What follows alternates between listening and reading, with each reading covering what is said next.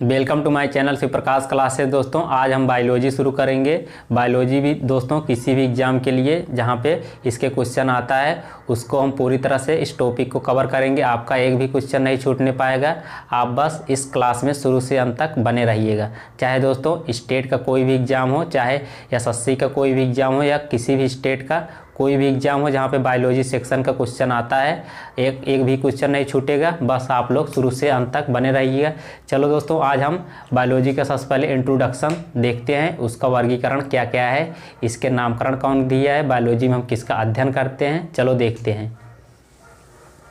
सबसे पहले दोस्तों हम बायोलॉजी देखते हैं जहाँ से शुरू होता है। बायोलॉजी दोस्तों बायो लिया गया है बायोस ग्रीक वर्ड से।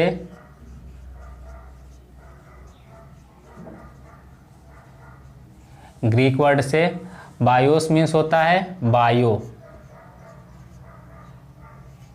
इसका हिंदी अर्थ होता है जीव।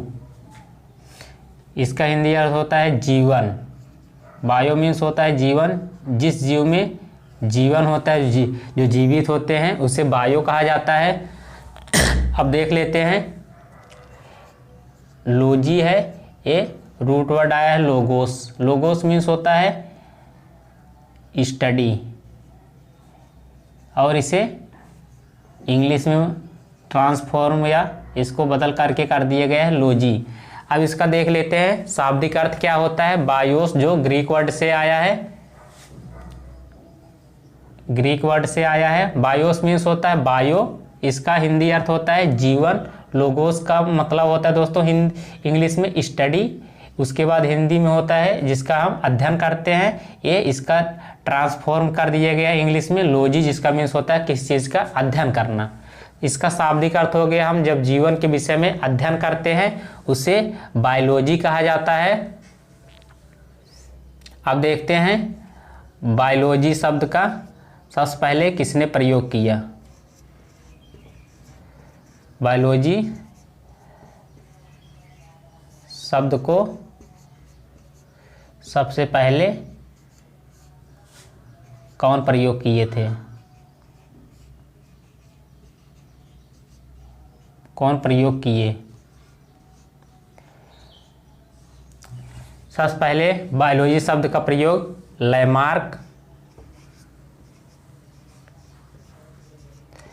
लैमार्क जो फ्रांस के एक वैज्ञानिक थे, और ट्रेवी रेनस जो एक जर्मनी के वैज्ञानिक थे। इन दोनों के द्वारा बायोलॉजी शब्द का प्रयोग किया गया था।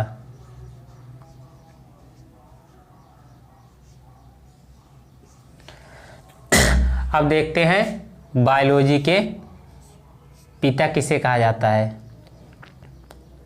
बायोलॉजी का पिता,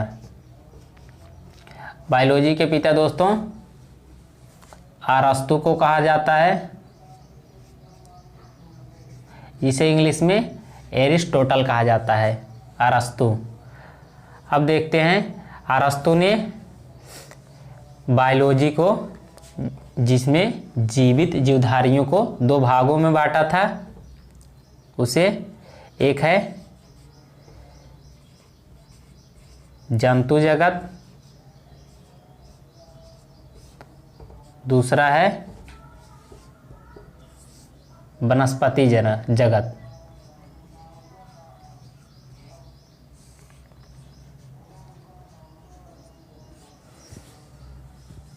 इन्होंने अरस्तु की प्रसिद्ध पुस्तक थी हिस्टोरिया एनामिलियम।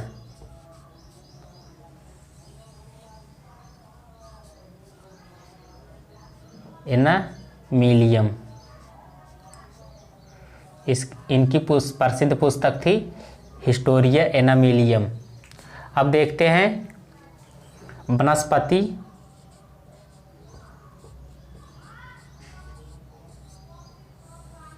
वनस्पति के पिता किसे कहा जाता है?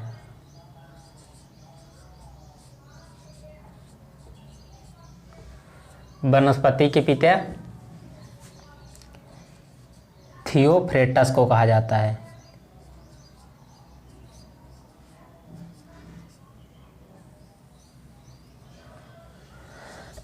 दोस्तों आप लोग इसे नोट डाउन कर लीजिए। चलो दोस्तों देखते हैं, वनस्पति के पिता थियोफ्रेटस कहा जाता है। थियोफ्रेटस की प्रसिद्ध पुस्तक है हिस्टोरिया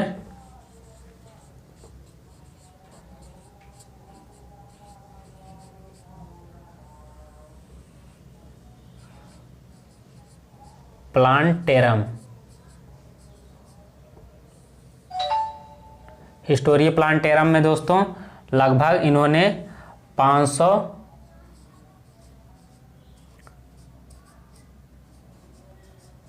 पौधों के विषय में बताया है।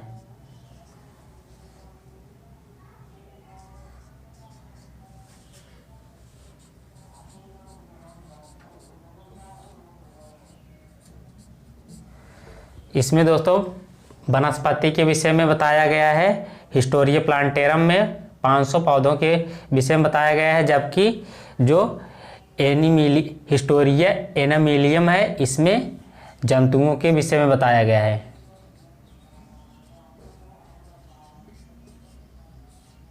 जंतुओं के विषय में बताया गया है।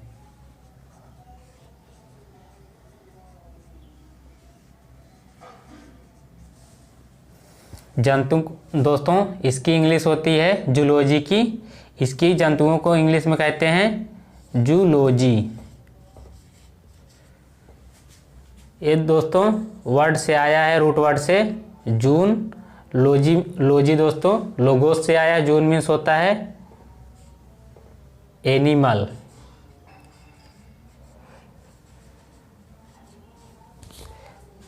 अब देखते हैं बॉटनी में वनस्पति का अध्ययन किया जाता है।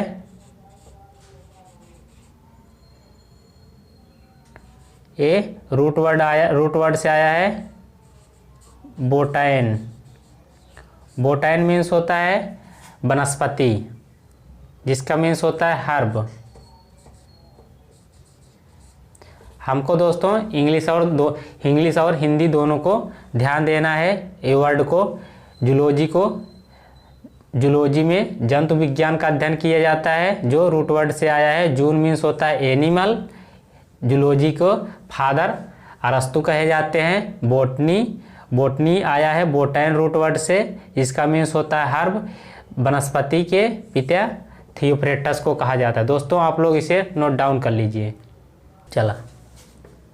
चलो दोस्तों देखते हैं अब जो प्राणियों का वर्गीकरण किया गया है। प्राणियों के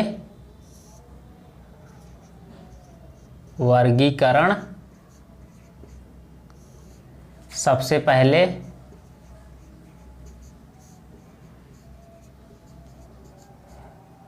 वैज्ञानिक आधार पर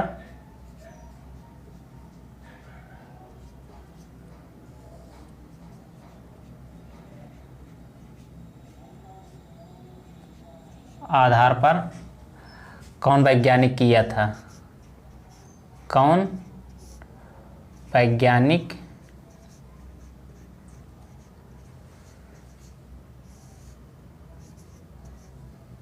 किए थे? देखते हैं प्राणियों के वर्गीकरण का सबसे पहले वैज्ञानिक आधार पर कौन वैज्ञानिक वर्गीकरण किए थे। इनका नाम है जॉन रे।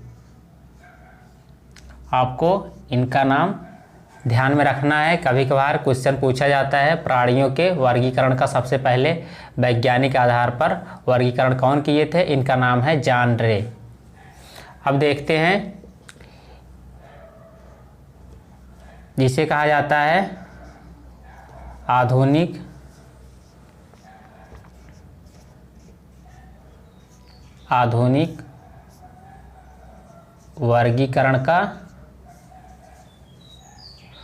वर्गीकरण का पिता, आधुनिक वर्गीकरण का पिता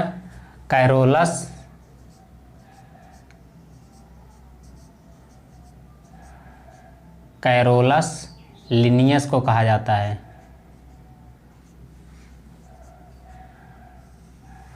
कैरोलस लिनियस एक प्रमुख वैज्ञानिक थे, स्वीडिश वैज्ञानिक थे।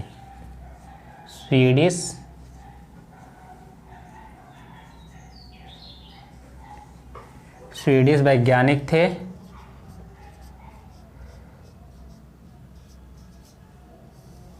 वैज्ञानिक जिनका योगदान दोस्तों 1708 से 1778 तक था। अब देखते हैं कैरोलस लिनियस ने वर्गीकरण के आधार पर जीवधारियों को दो भागों में विभाजित किया था। वर्गीकरण के आधार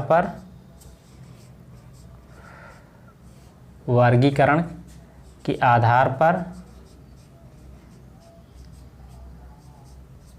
समस्त जीवधारियों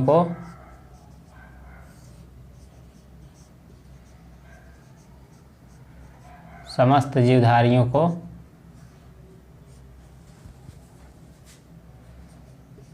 दो भागों में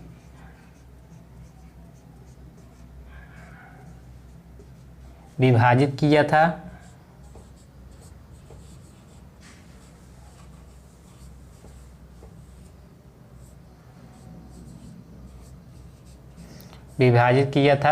ये दो कौन कौन से भाग थे? पहला था जंतु जगत, दूसरा था वनस्पति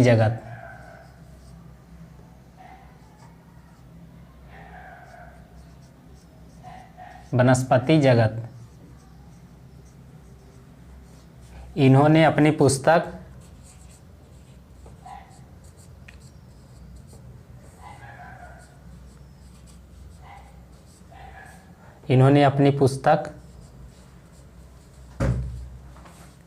सिस्टेमा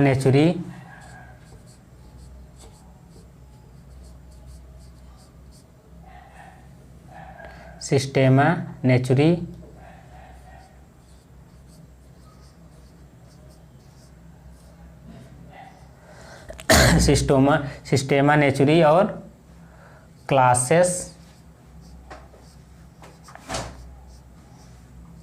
प्लांटेरम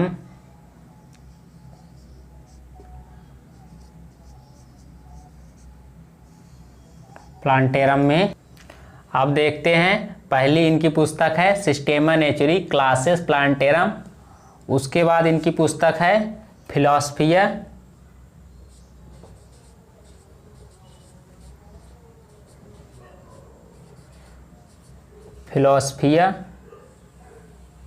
बॉटनिका।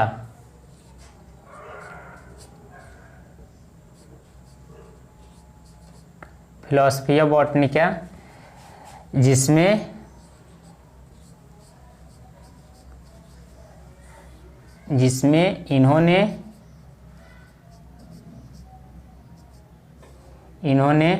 वर्गीकरण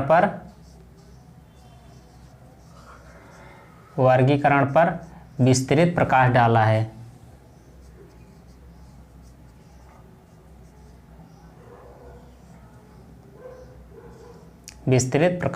है।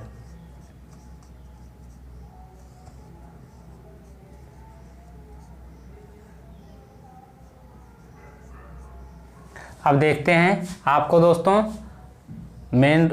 मुख्य रूप से वर्गीकरण के पिता किसे कहा जाता है, आपको ध्यान रखना है। कैरोलस लिनियस को कहा जाता है। उसके बाद एक कितने वर्गीकरण में विभाजित किया था जीवधारियों को, आपको ध्यान रखना है। दो जगत में जीवधारियों को विभाजित किया था। पहला है जंतु जगत जिसमें मानव आते हैं, उसके बाद दूसरा जगत है वनस्पति जिसमें पेड़ पौधे आते हैं। इनकी पुस्तक आपको ध्यान में रखना है, सिस्टेमा नेचुरी है, क्लासेस प्लांटेरम है, फिलोसफिया बॉटनिका है, जिसमें आपसे पूछा जाएगा कैरोलस लिनियस की पुस्तक कौन सी है, आपको ध्यान रखना है इन तीनों पुस्तक में।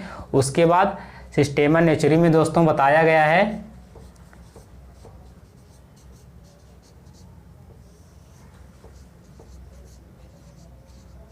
सिस्टेमा नेचुरी में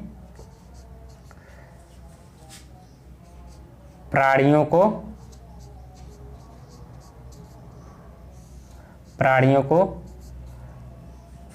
दो जगत में विभाजित किया गया है।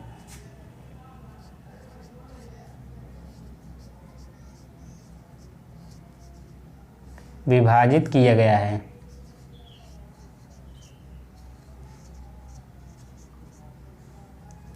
आपसे दोस्तों पूछा जाएगा एग्जाम में, किस पुस्तक में प्राणियों को दो जगत में विभाजित किया गया है। आपको बताना है सिस्टेमा नेचुरी पुस्तक में दो जगत में संपूर्ण प्राणियों को विभाजित किया गया है। दो जगत हैं दोस्तों, कौन कौन से? एक जगत है जंतु जगत, दूसरा है वनस्पति जगत। आप लोग दोस्तों इसे नोट डाउन कर लीजिए। अब दोस्तों चलो देखते हैं, जो परंपरागत द्विवर्गीकरण की प्रणाली चल रही थी, परंपरागत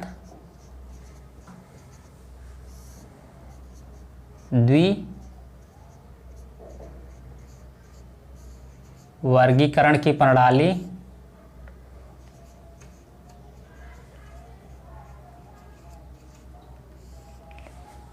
अंततः 1969 में आरएच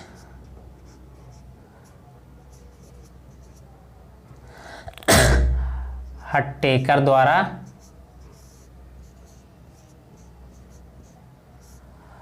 प्रतिस्थापित कर दी गई।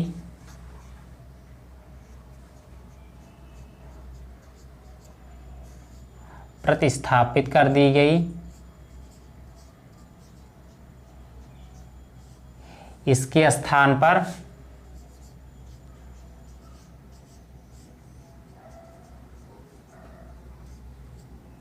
इसके स्थान पर 5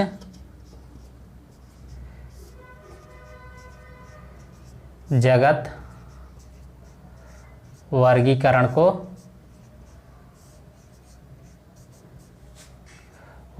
को प्रस्तुत किया।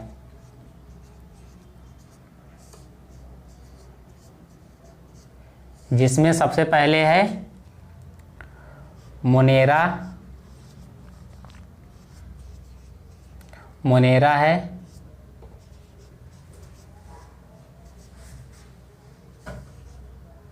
मोनेरा है। उसके बाद दूसरा है प्रोटिस्टा,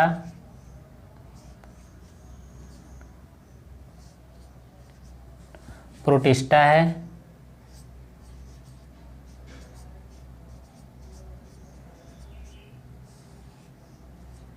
प्रोटिस्टा है। उसके बाद तीसरा है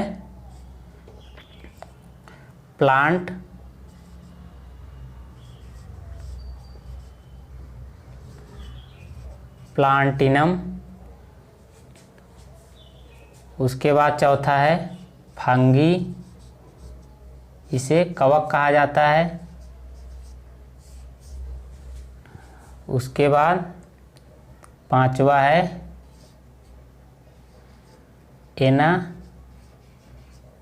एनिमैलियम।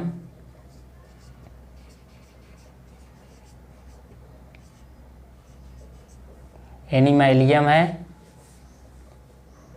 ये दोस्तों प्लांटेनम नहीं है, प्लांटी है।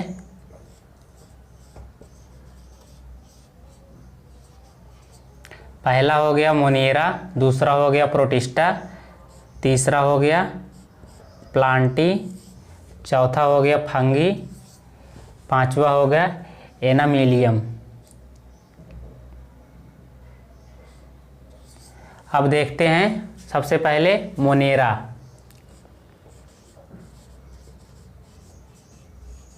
मोनेरा में प्रोकैरियोटिक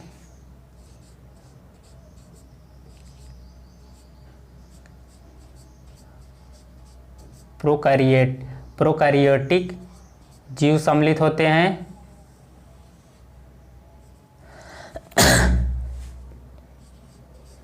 जीव सम्मिलित होते हैं।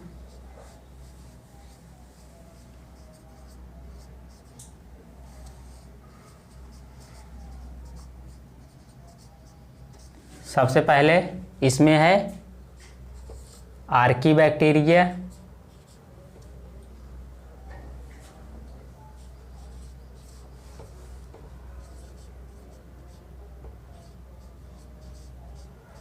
आर्की बैक्टीरिया, साइनोबैक्टीरिया है,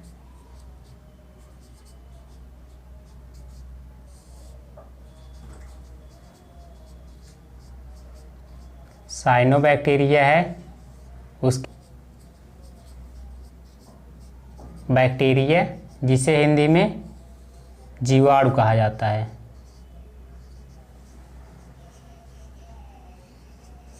इतने जीव इसमें सम्मिलित हैं, इसमें सम्मिलित हैं।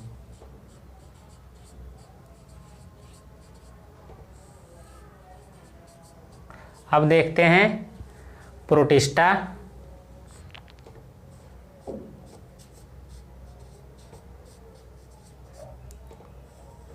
प्रोटिस्टा के अंतर्गत एक कोश की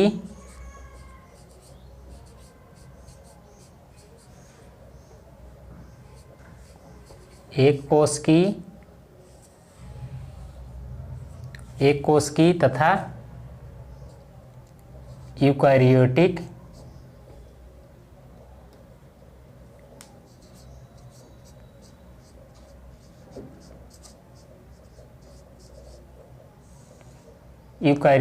जीव सम्मिलित होते हैं।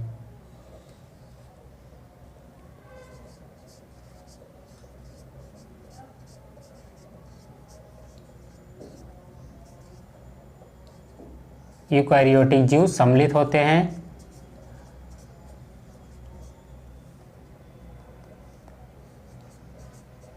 इसमें देखते हैं प्रोटिस्टा में, इसमें सबसे पहले हैं जलीय जीव,